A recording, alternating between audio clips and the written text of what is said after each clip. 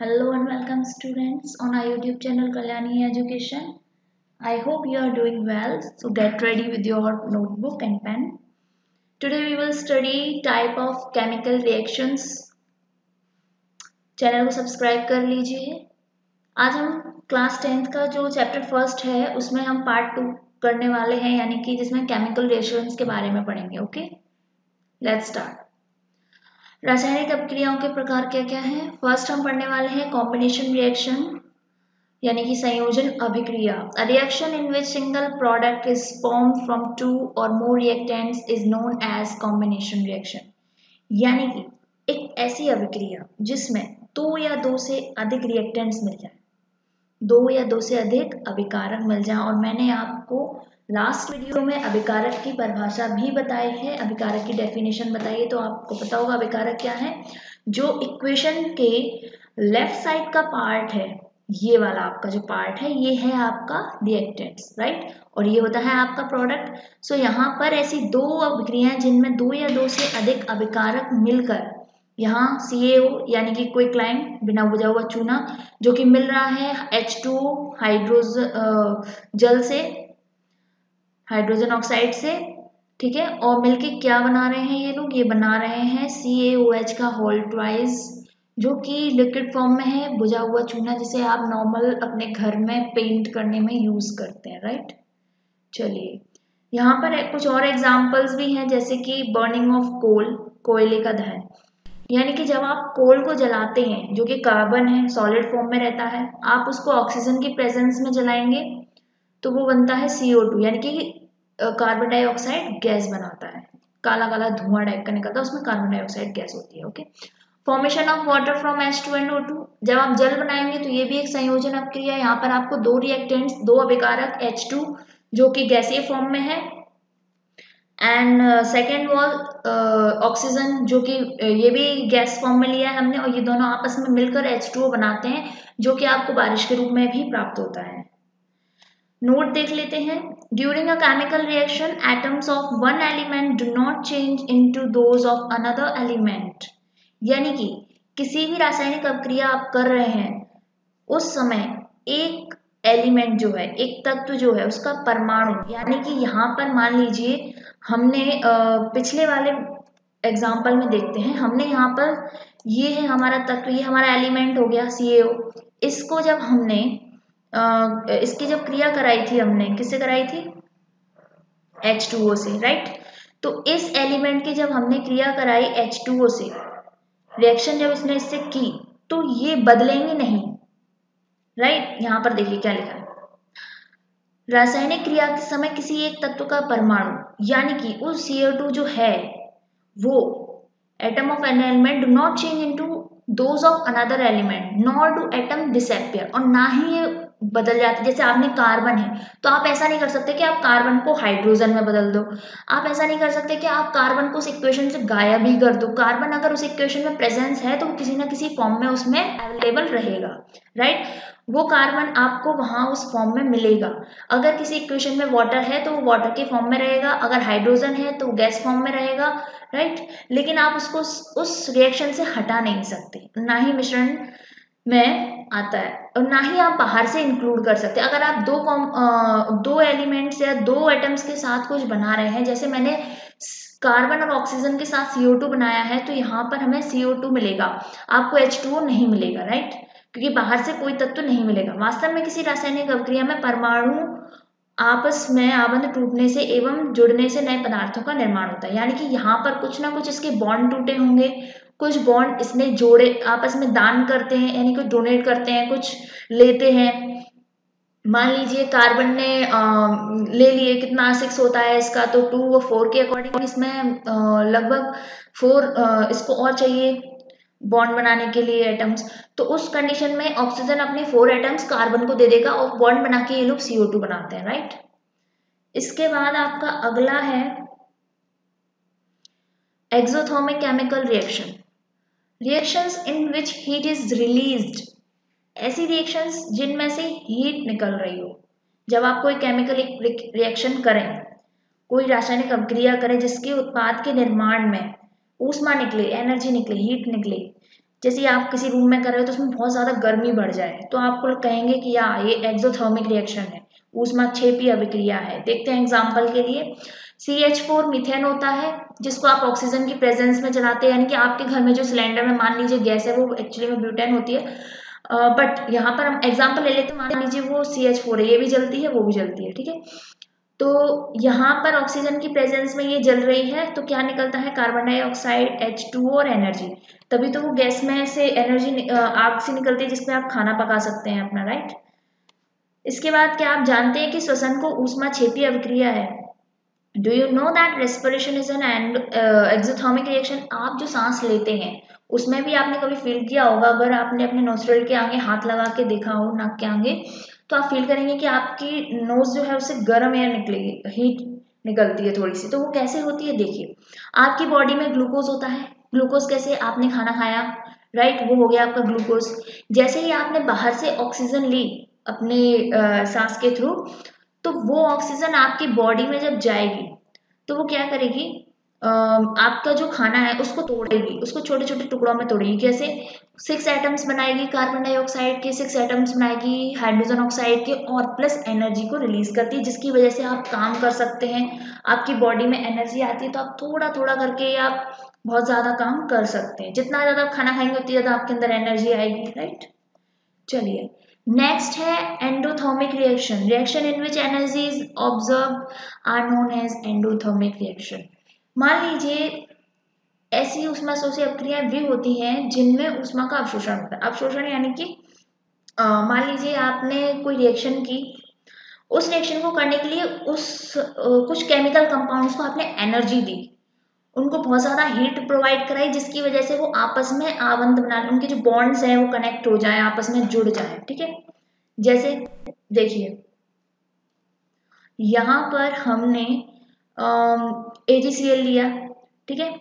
इसको हमने जब सनलाइट में रखा तो ये डिवाइड हो गया किसमें, Ag में और Cl2 में। यानी कि इस प्रोसेस को करने के लिए हमें क्या चाहिए थी, सनलाइट, हीट चाहिए थी। यानी कि सिल्वर क्लोराइड को जब आप सनलाइट की प्रेजेंस में रखेंगे तो वो सिल्वर और क्लोरीन में टूट जाएगा। ऐसे ही एज अ सेम जब आप सिल्वर ब्रोमाइड को सनलाइट की प्रेजेंस में लेके जाते हैं तो वो सिल्वर और ब्रोमीन में टूट जाता है। देखिए एक और रिएक्शन आपके नॉर्मल लाइफ से रिलेटेड है, वो है कि जो पेड़ पौधे हैं, हमारे जो प्लांट्स हैं, वो फूड का प्रोड्यूस कैसे करते हैं। तो वो देखिए जैसे सनलाइट ली उन्होंने किससे, सन से, उसमें आपको पता है कि जो पेड़ पौधे हैं, प्लांट्स हैं, वो कार्बन डाइऑक्साइड की प्रेजेंस में खाना बनाते हैं, राइट। तो वो जो एनवायरमेंट है, जो वायुमंडल है, उससे निकालते हैं कार्बन डाइऑक्साइड, जो हम रिलीज कर रहे हैं, व्हीकल से निकल रही है, फैक्ट्रीज से निकल रही है, उस कार्बन डाइऑक्साइड को पेड़ पौधे ऑब्जर्व करेंगे, प्लस वो जमीन से थोड़ा वाटर लेते हैं, ठीक है। वो प्रोसेस मैं आपको आगे बताऊंगी। और इन दोनों का मिक्सचर प्लस सनलाइट, हीट, थोड़ा हीट चाहिए होता है उनको, जिसको बोलते हैं फोटोसिंथेसिस प्रोसेस। जब कार्बन डाइऑक्साइड और वाटर मिलेंगे सनलाइट की प्रेजेंस में तो पेड़ पौधे ग्लूकोज बनाते हैं, जिसका फॉर्मूला है C6H12O6, राइट।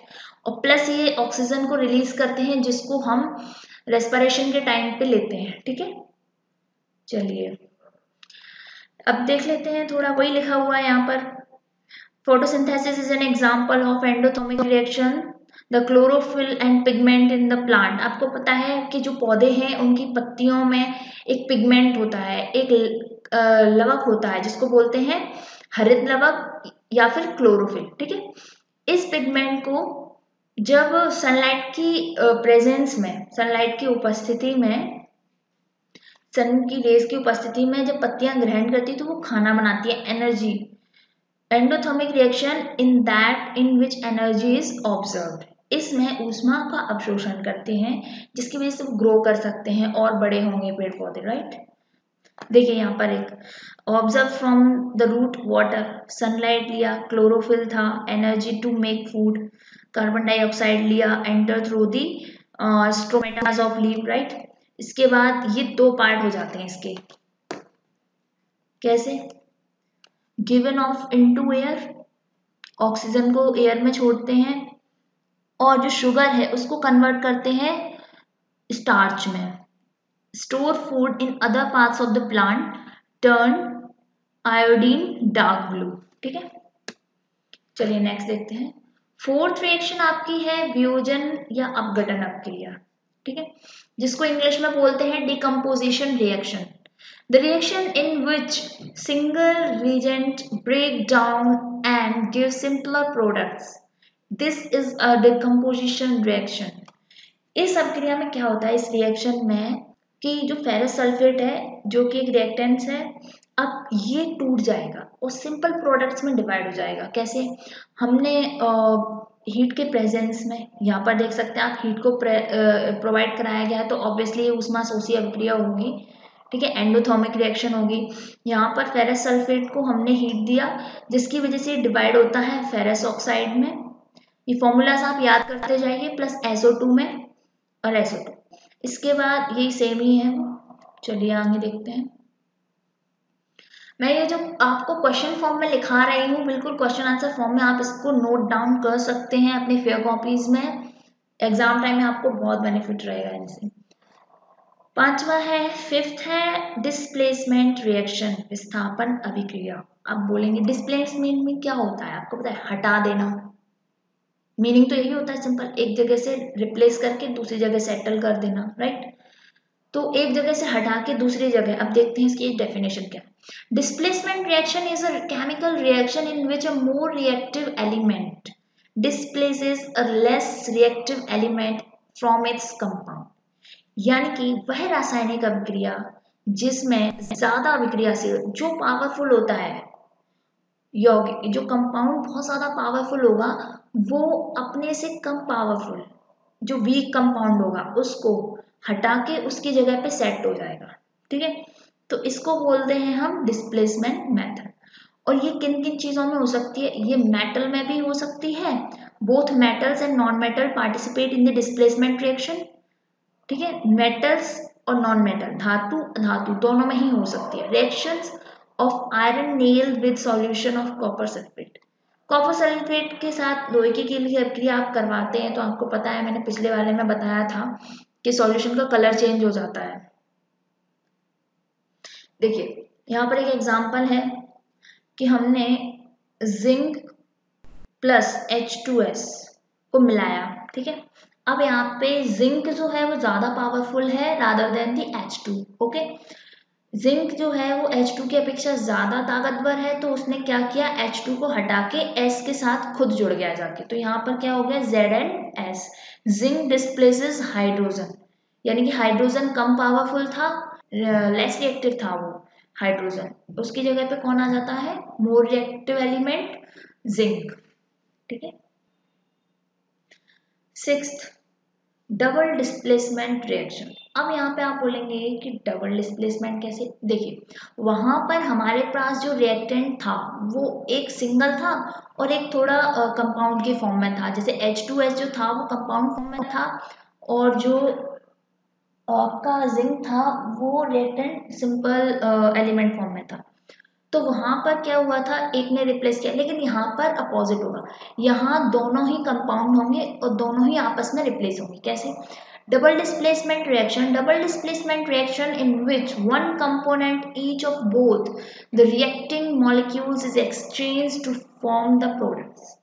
ऐसी रासायनिक अभिक्रियाएं जिनमें अभिक्रिया करने वाले दोनों अणुओं में से प्रत्येक एक घटक का उत्पाद का निर्माण करने के लिए आदान प्रदान होता है। यानी अलग अलग यौगिकों के ऋणायन और धनायन पूरी तरह अलग अलग कंपाउंड का निर्माण करते हुए स्थानों की अदला बदली करते हैं।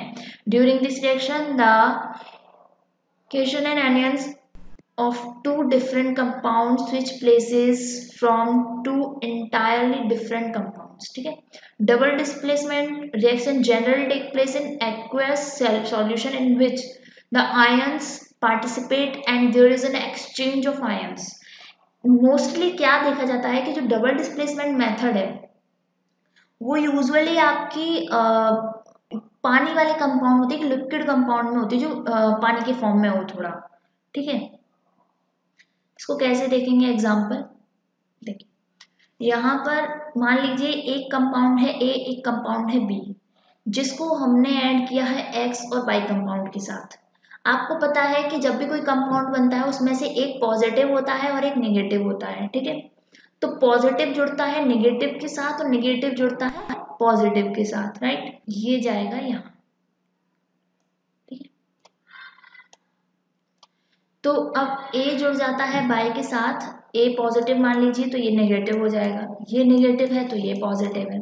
यहाँ पर एग्जांपल है मैग्नीशियम क्लोराइड का, ये कंपाउंड है जो कि कंपाउंड KOH पोटेशियम हाइड्रोक्साइड के साथ मिल रहा है और क्या बनाता है, मैग्नीशियम हाइड्रोक्साइड और पोटेशियम क्लोराइड। यहाँ पर हाइड्रोक्लोरिक हम सोडियम हाइड्रोक्साइड के साथ मिला हुआ है, नमक बना रहे हैं NaCl और जल बना रहे हैं H2O। यहाँ पर लेड नाइट्रेट पोटेशियम आयोडाइड के साथ मिलके ये बना रहे हैं, ठीक है। यहाँ आप देख रहे हैं कि आपस में चीजें एक्सचेंज हो रही हैं। Mg ने किसके साथ इसके साथ मान लीजिए ट्रीटी कर ली ऐसा कुछ, ठीक है, और इसने इसके साथ, यहाँ पर H गया O के साथ और Cl गया N। Thank you so much video देखने के लिए। वीडियो पसंद आया हो तो चैनल को सब्सक्राइब कर लें, बेल आइकन दबा लें, लाइक एंड शेयर अपने फ्रेंड सर्कल में ज़रूर करें। Thank you so much, bye bye and take care.